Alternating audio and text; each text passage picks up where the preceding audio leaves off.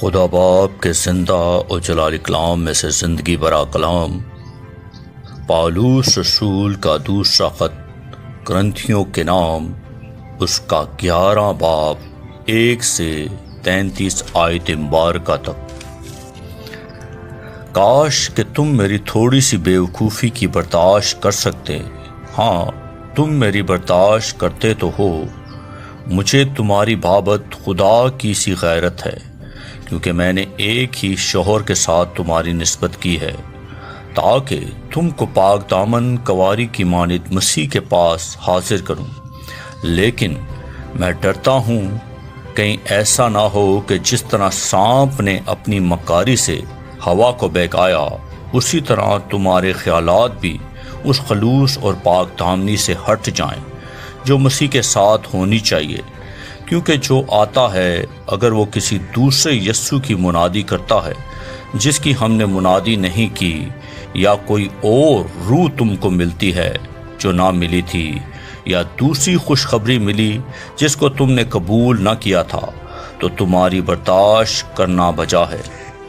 میں تو اپنے آپ کو ان افضل رسولوں سے کچھ کم نہیں سمجھتا، اور اگر تقریر میں بے شعور ہوں تو علم کے اعتبار سے تو نہیں، بلکہ ہم نے اس کو ہر بات میں تمام آدمیوں پر تمہاری خاطر ظاہر کر دیا۔ کیا یہ مجھ سے خطا ہوئی کہ میں نے تمہیں خدا کی خوشخبری مفت پہنچا کر اپنے آپ کو پست کیا تاکہ تم بلند ہو جاؤ؟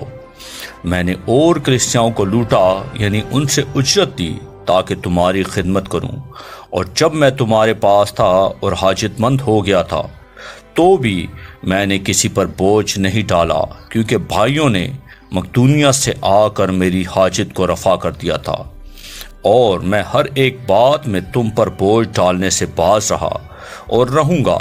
مسیح کی صداقت کی قسم جو مجھ میں ہے، اخیا کے علاقہ میں کوئی شخص مجھے یہ فخر کرنے سے نہ روکے گا۔ کس واسطے؟ کیا اس واسطے کہ میں نے تم سے محبت نہیں رکھتا؟ اس کو خدا جانتا ہے، لیکن جو کرتا ہوں وہی کرتا رہوں گا، تاکہ موقع ڈھونڈنے والوں کو موقع نہ دوں، بلکہ جس بات پر وہ فخر کرتے ہیں اس میں ہم ہی جیسے نکلیں، کیونکہ ایسے لوگ جھوٹے رسول اور دغا بازی سے کام کرنے والے ہیں، اور اپنے آپ کو مسیح کے رسولوں کے ہم شکل بنا لیتے ہیں۔ اور کچھ عجب نہیں، کیونکہ شیطان بھی اپنے آپ کو نورانی فرشتے کا ہم شکل بنا لیتا ہے۔ پس اگر اس کے خادم بھی راست بازی کے خادموں کے ہم شکل بن جائیں تو کچھ بڑی بات نہیں، لیکن ان کا انجام ان کے کاموں کے موافق ہوگا۔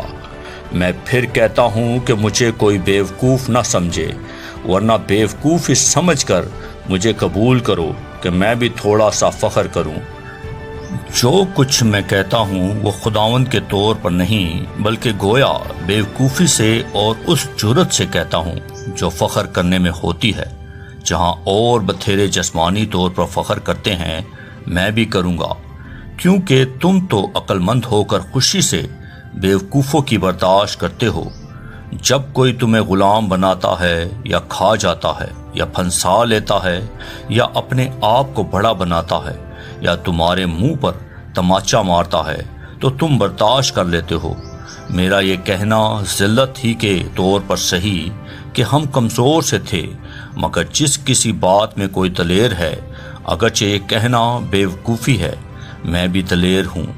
کیا وہی عبرانی ہیں؟ میں بھی ہوں۔ کیا وہی اسرائیلی ہیں؟ میں بھی ہوں۔ کیا وہی ابراہیم کی نسل سے ہیں؟ میں بھی ہوں۔ کیا وہی مسیح کے خادم ہیں؟ میرا یہ کہنا دیوانگی ہے، میں زیادہ تر ہوں۔ محنتوں میں زیادہ، قید میں زیادہ، کھوڑے کھانے میں حد سے زیادہ، بارہا موت کے خطروں میں رہا ہوں۔ میں نے یہودیوں سے 5 بار ایک کم 40 کوڑے کھائے، 3 بار بیعت لگے، 1 بار سنسار کیا گیا، 3 مرتبہ جہاز ٹوٹنے کی بلا میں پڑا، 1 رات دن سمندر میں کاٹا۔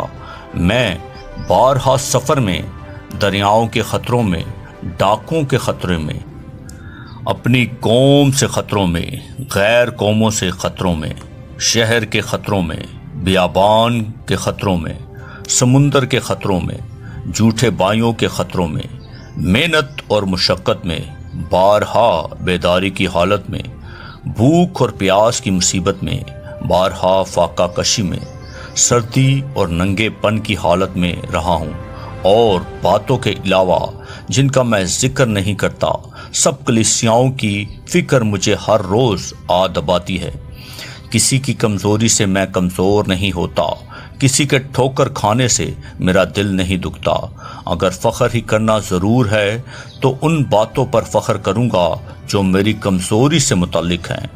خداوند یسوع کا خدا اور باپ جس کی ابد تک حمد ہو جانتا ہے کہ میں جھوٹ نہیں کہتا۔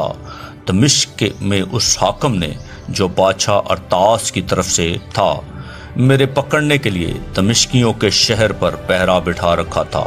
پھر میں ٹوکرے میں کھڑکی کی راہ سے دیوار پر سے لٹکا دیا گیا اور میں اس کے ہاتھوں سے بچ گیا۔ آمین۔ کلام کے پڑھے اور سنے جانے پر خداوند کی برکت ہو، خداوند کا شکر ہو۔ آمین۔